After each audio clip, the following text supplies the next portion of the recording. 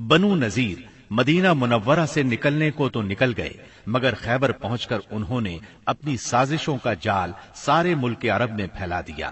ان کے رئیسوں نے مکے جا کر قریش کو آمادہ کیا۔ قبیلہ غطفان کو خیبر کی آدھی پیداوار کا لالچ دے کر اپنے ساتھ ملا لیا۔ بنی اسد ان کے حلیف تھے، وہ بھی اٹھ کھڑے ہوئے۔ غرض سب مل ملا کر 10,000 کا بھاری لشکر مدینہ منورہ کی طرف روانہ ہوا۔ جب نبی اکرم صلی اللہ علیہ وسلم کو ان کی چڑھائی کی خبر ملی تو آپ نے صحابہ کرام رضی اللہ عنہم سے مشورہ کیا۔ سیدنا سلمان فارسی رضی اللہ عنہ نے مشورہ دیا کہ شہر کے 3 اطراف میں دشوار گزار پہاڑ، مکانات اور کھجوروں کے گھنے باغات ہیں جو پناہ کا کام دیتے ہیں۔ صرف شمالی سمت کھلی ہے، اگر وہاں خندق کھود دی جائے تو شہر کا حملہ روکا جا سکتا ہے۔ آپ نے یہ رائے پسند کی، لہذا آپ نے اسی جانب ہرہ شرقیہ اور غربیہ کے درمیان کا سب سے تنگ مقام منتخب کیا، جو کم و بیش 1 میل ہے۔ وہاں خندق کھود کر دونوں ہروں کو ملا دیا۔ مغرب میں یہ خندق سلا پہاڑی کے شمال سے شروع ہوتی تھی اور مشرق میں مقام شیخین کے پاس ہرہ شرقیہ کے ایک بڑھے ہوئے سرے سے جا ملتی تھی۔ آپ نے ہر 10 آدمیوں کو 40 ہاتھ خندق کھودنے کا کام سونپا اور خود بھی خندق کھودنے اور مٹی ڈھونے میں شریک ہو گئے۔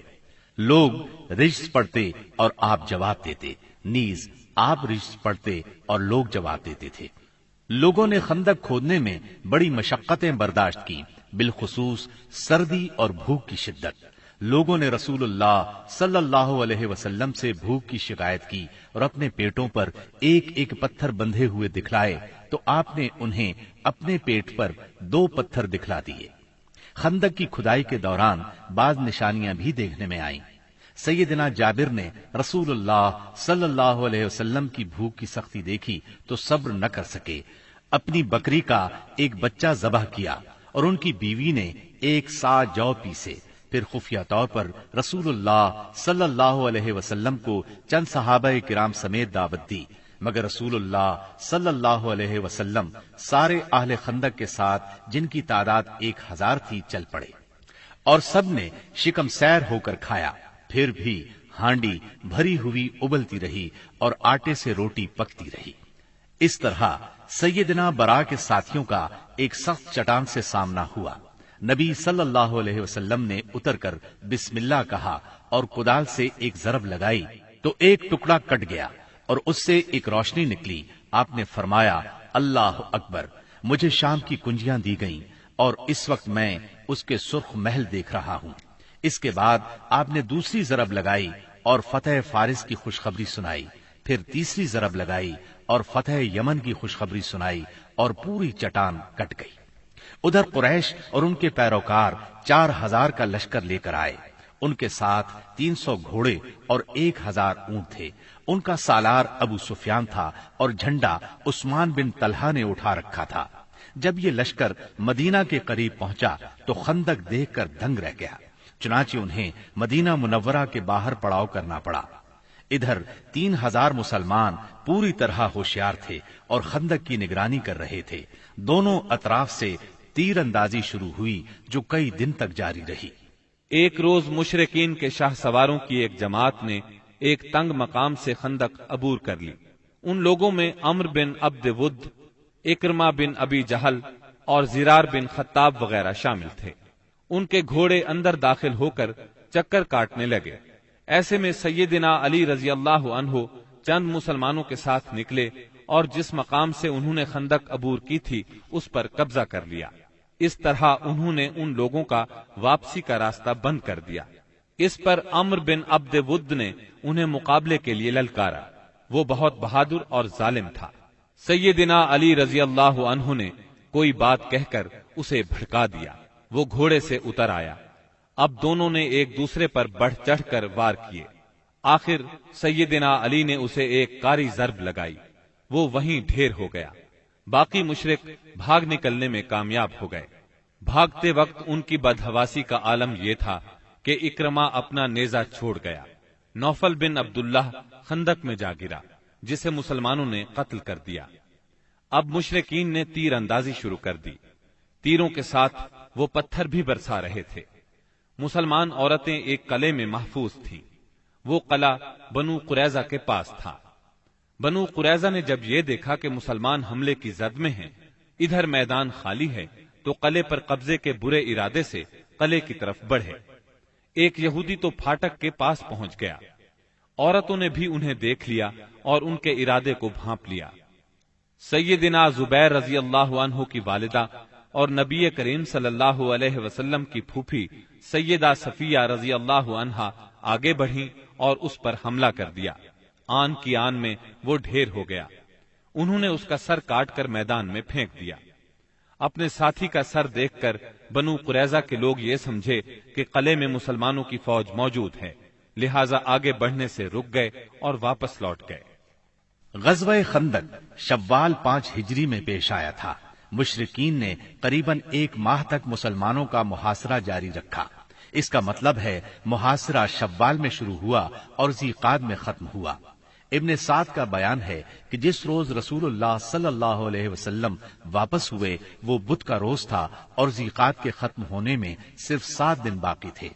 اس جنگ میں دونوں طرف کے صرف چند افراد مارے گئے، یعنی 10 مشرک اور 6 مسلمان۔ ایک تیر سعد بن معاذ رضی اللہ عنہ کو لگا، جس سے ان کے بازو کی بڑی رگ کٹ گئی۔ انہوں نے اللہ سے دعا کی کہ اگر قریش کی جنگ ابھی کچھ باقی ہے تو اس کے لیے انہیں زندہ رکھے، ورنہ اسی زخم کو ان کی موت کا سبب بنا دے۔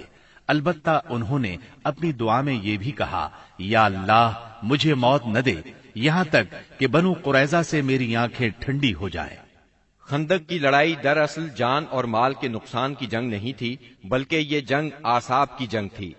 اس میں کوئی خون ریز معرکہ پیش نہیں آیا، لیکن پھر بھی یہ اسلامی تاریخ کی ایک فیصلہ کن جنگ تھی۔ اس جنگ کے نتیجے میں مشرکین کے حوصلے پست ہو گئے اور ان پر یہ بات واضح ہو گئی کہ وہ مسلمانوں کی اس چھوٹی سی جماعت کو جو مدینہ منورہ میں نشوونما پا رہی تھی ختم نہیں کر سکتے۔ وہ کیا، عرب کی کوئی طاقت بھی انہیں ختم نہیں کر سکتی۔ اس خیال کی وجہ یہ تھی کہ غزوہ خندق میں مشرکین بڑی طاقت، ساز و سامان اور بھاری تعداد کے ساتھ آئے تھے۔ اس وقت اس سے بڑی طاقت فراہم کرنا عربوں کے بس کی بات نہیں تھی۔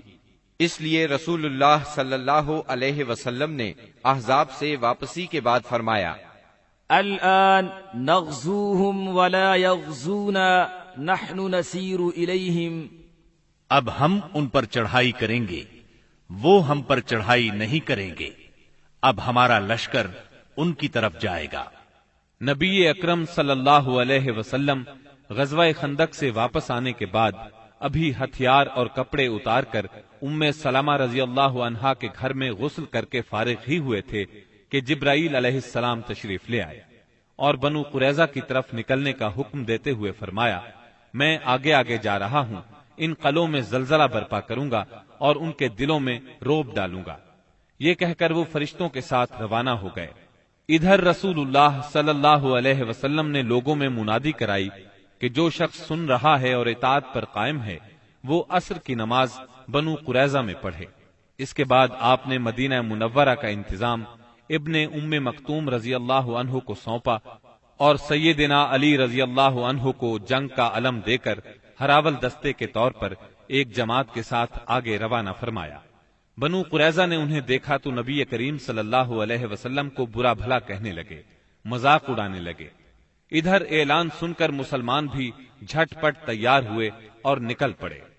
بعض لوگ ابھی راستے میں تھے کہ عصر کا وقت ہو گیا، چنانچہ کچھ لوگوں نے وہیں نماز پڑھ لی اور کچھ نے بنو قریظہ پہنچ کر نماز پڑھی۔ رسول اللہ صلی اللہ علیہ وسلم بھی مہاجرین اور انصار کے ساتھ نکلے۔ آپ نے بنو قریظہ کے دیار میں پہنچ کر انا نامی کنویں پر پڑاؤ ڈالا۔ اللہ تعالیٰ نے بنو قریظہ کے دلوں پر ایسا روب طاری کیا کہ وہ اپنے قلعوں اور گڑھیوں سے نکل ہی نہ سکے۔ انہیں لڑائی کی جرت نہ ہوئی۔ مسلمانوں نے بھی سختی سے محاصرہ جاری رکھا۔ جب یہود نے دیکھا کہ محاصرہ طول پکڑتا جا رہا ہے تو چاہا کہ اپنے بعض مسلمان حلیفوں سے مشورہ کریں۔ چنانچہ انہوں نے رسول اللہ صلی اللہ علیہ وسلم سے درخواست کی کہ وہ ابو لبابہ کو بھیج دیں تاکہ ان سے مشورہ کر لیا جائے۔ آپ نے ابو لبابہ کو بھیج دیا۔ انہیں دیکھ کر مرد حضرات ان کی طرف دوڑ پڑے، عورتیں اور بچے ان کے سامنے دھاڑے مار کر رونے لگے۔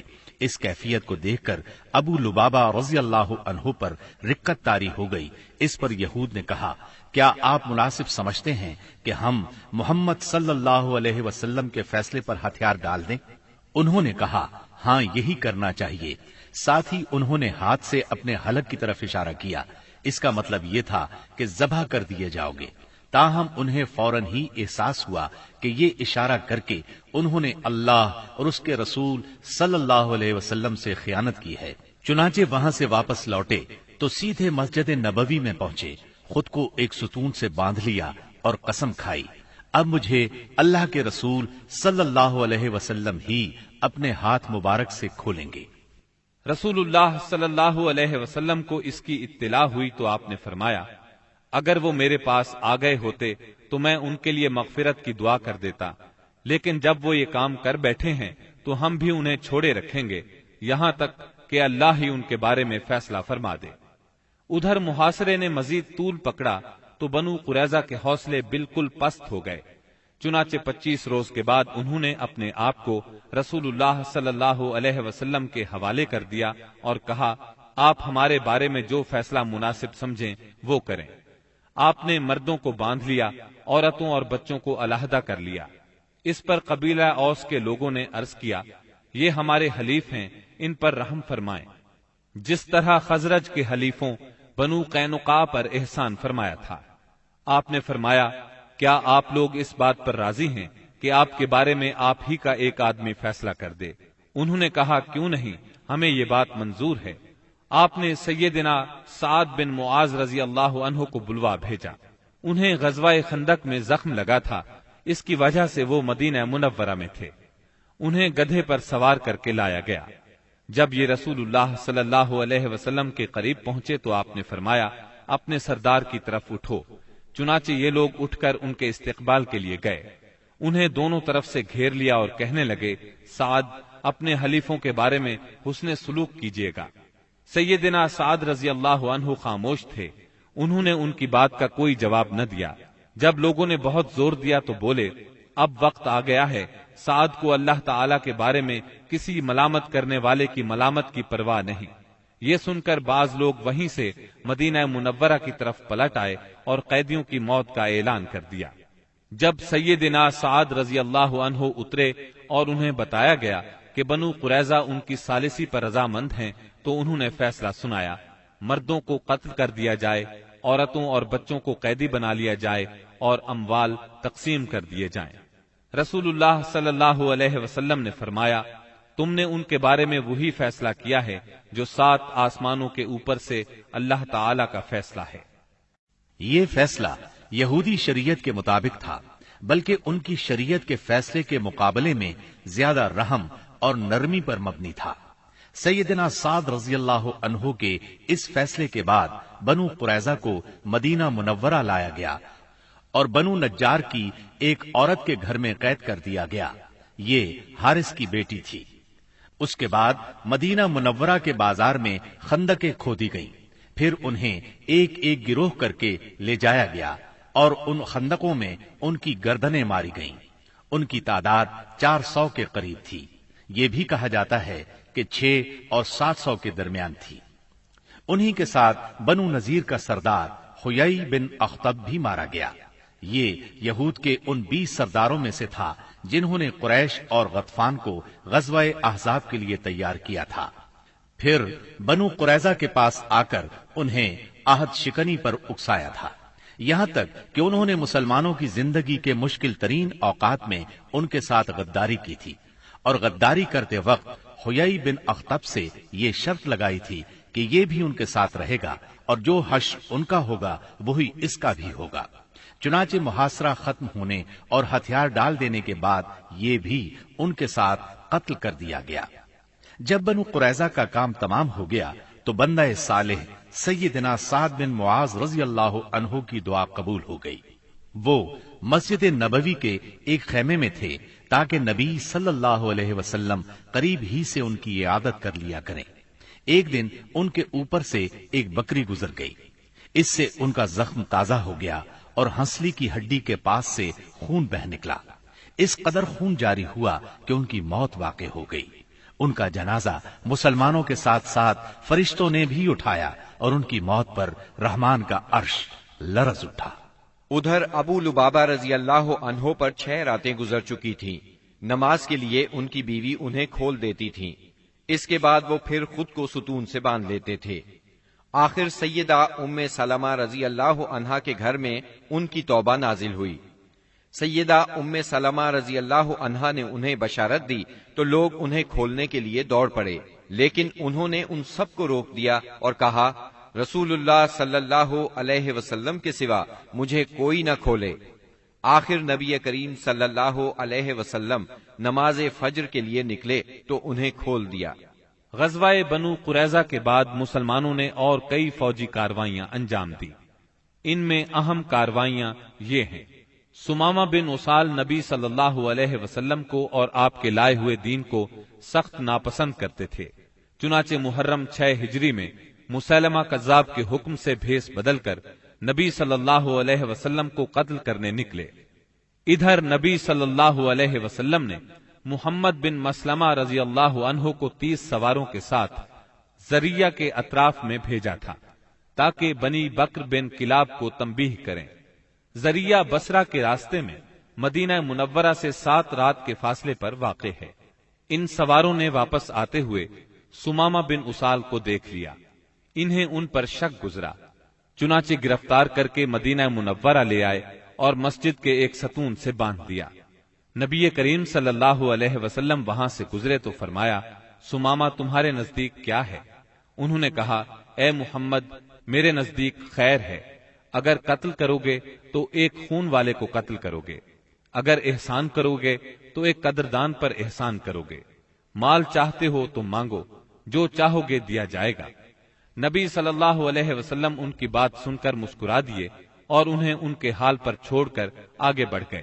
دوسرے دن نبی کریم صلی اللہ علیہ وسلم پھر اس طرف سے گزرے تو آپ نے فرمایا سمامہ تمہارا کیا حال ہے؟ وہ بولے میں ٹھیک ہوں، اگر قتل کرو گے تو ایک قصاص والے کو قتل کرو گے، اگر احسان کرو گے تو ایک قدردان پر احسان کرو گے، اگر مال چاہتے ہو تو مانگو، جو چاہو گے دیا جائے گا۔ آپ ان کی بات سن کر مسکرائے اور آگے بڑھ گئے۔ تیسرے دن پھر یہی گفتگو ہوئی۔ اس روز آپ نے فرمایا سمامہ کو چھوڑ دو۔ صحابہ کرام رضی اللہ عنہم نے انہیں چھوڑ دیا۔ اس کے بعد انہوں نے غسل کیا اور مسلمان ہو گئے۔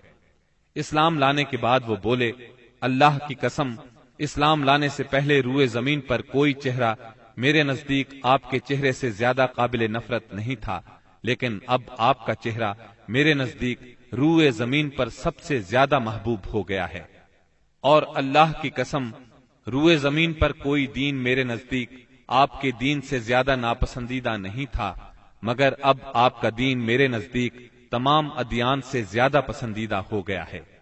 واپسی پر سیدنا سمامہ رضی اللہ عنہ عمرے کے لیے مکہ گئے تو قریش نے انہیں اسلام لانے پر ملامت کی۔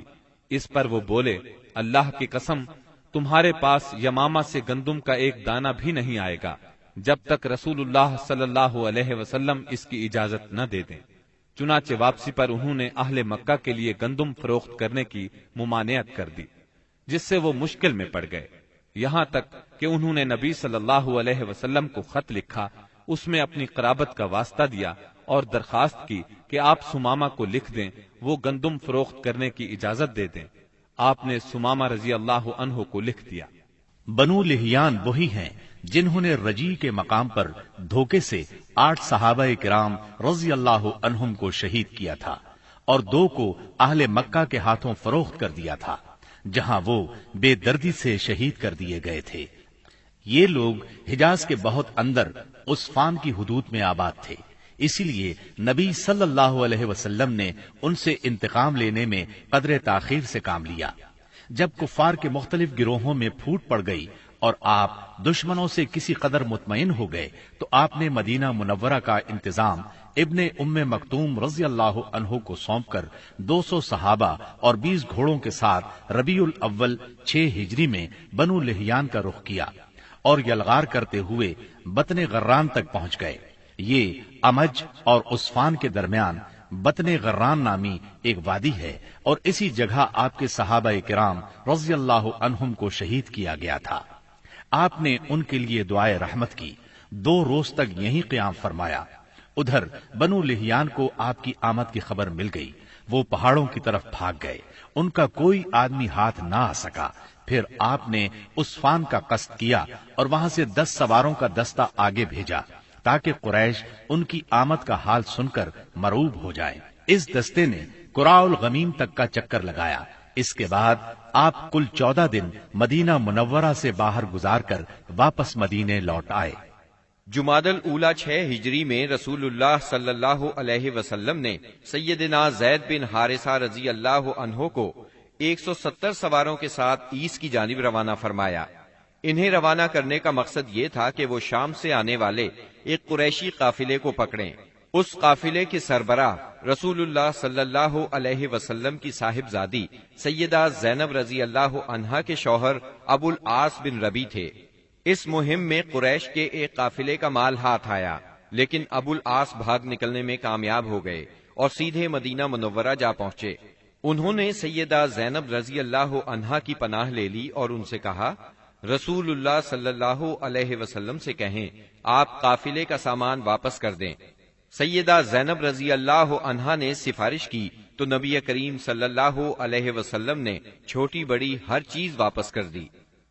ابو العاص سارا مال لے کر مکے پہنچے، امانتیں ان کے مالکوں کے حوالے کیں، پھر مسلمان ہو کر مدینہ منورہ آ گئے۔ نبی کریم صلی اللہ علیہ وسلم نے پہلے ہی نکاح کے تحت سیدہ زینب رضی اللہ عنہا کو انہیں واپس کر دیا۔ یہ واپسی 3 سال سے کچھ زیادہ عرصہ بعد ہوئی تھی۔ رسول اللہ صلی اللہ علیہ وسلم نے اس دوران میں مزید کئی سرایا بھیجے جن کا دشمن کی سرکشی توڑنے، ان کے شر کی آگ بجھانے اور دور دراز علاقوں میں امن پھیلانے میں بڑا اثر تھا۔ پھر آپ کے پاس کچھ اس طرح کی خبریں آئیں کہ آپ غزوہ بنو المستلق کے لیے تشریف لے گئے۔ یہ غزوہ 5 ہجری یا 6 ہجری میں ہوا۔ بنو المستلق قبیلہ خزاعہ کی ایک شاخ تھی۔ قبیلہ خزاعہ کے لوگ عام طور پر رسول اللہ صلی اللہ علیہ وسلم کے خیر خواہ تھے، مگر یہ شاخ قریش کی طرفدار تھی۔ رسول اللہ صلی اللہ علیہ وسلم کو معلوم ہوا کہ یہ لوگ آپ سے لڑنے کے لیے جنگ کی تیاری کر رہے ہیں۔ آپ نے اس خبر کی تحقیق کے لیے بریدہ بن حسیب رضی اللہ عنہ کو بھیجا۔ ان سے معلوم ہوا کہ خبر درست ہے، لہذا آپ نے مدینہ منورہ کا انتظام سیدنا زید بن حارثہ رضی اللہ عنہ کو سونپا، اور یہ بھی کہا جاتا ہے کسی اور کو سونپا، اور بنو المستلق کی طرف یلغار کرتے ہوئے نکلے تاکہ بالکل اچانک ان پر ٹوٹ پڑے۔ آپ کے ساتھ 700 صحابہ کرام تھے، اور بنو المستلق اس وقت قدید کے اطراف میں ساحل کے قریب مریسی نامی ایک چشمے پر پڑاؤ ڈالے ہوئے تھے۔ آپ نے اس حال میں ان پر چھاپا مارا کہ وہ غافل تھے، بعض کو قتل کیا، عورتوں اور بچوں کو گرفتار کیا اور مال مویشی پر قبضہ کر لیا۔ اس وقت شعبان 5 ہجری کے آخری دن تھے، اور یہ بھی کہا جاتا ہے کہ 6 ہجری کے ابتدائی دن تھے۔ قیدیوں میں بنو المستلق کے رئیس حارث بن ابی زرار کی صاحبزادی جویریہ بھی تھیں۔ مدینہ منورہ آ کر ان کے اسلام لانے پر نبی صلی اللہ علیہ وسلم نے انہیں آزاد کر کے ان سے شادی کر لی۔ اس پر صحابہ کرام نے بنو المستلق کے 100 گھرانے آزاد کر دیے۔ یہ پہلے ہی مسلمان ہو چکے تھے۔ صحابہ کرام نے انہیں آزاد کرتے ہوئے کہا، یہ رسول اللہ صلی اللہ علیہ وسلم کے سسرال کے لوگ ہیں۔ اس طرح ام المومنین سیدہ جویریہ رضی اللہ عنہا اپنی قوم کے لیے نہایت عظیم اور برکت والی خاتون ثابت ہوئیں۔ اس غزوے سے واپسی پر جب مسلمانوں کے پاس پینے کے لیے اور وضو کے لیے پانی نہ بچا تو تیمم کا حکم نازل ہوا۔ اسی سال پردے کا حکم نازل ہوا۔ مسلمان عورتوں اور مردوں کو نگاہ نیچی رکھنے کا حکم دیا گیا۔ پردے کے متعلق احکامات سورہ نور کی آیت 30 اور 31 میں تفصیل سے موجود ہیں۔ پردے کے اس حکم سے پاکیزہ خواتین بلکہ سبھی خواتین کی عزت و عصمت کو ہمیشہ کے لیے پناہ گاہ مل گئی، اور انسانی معاشرے میں عورتوں کی عزت اور وقار کو انتہائی قابل قدر تحفظ مل گیا۔ اس طرح عورتوں کے لیے احترام میں اس قدر اضافہ ہوا کہ جو کائنات کے کسی اور نظام نے عورتوں کو عطا نہیں کیا تھا۔ خواتین کو اگر اپنا مقام، مرتبہ، حیثیت اور اہمیت معلوم کرنا ہو تو انہیں تعلیم اسلام کے راستے میں یہ سب کچھ میسر ہوگا۔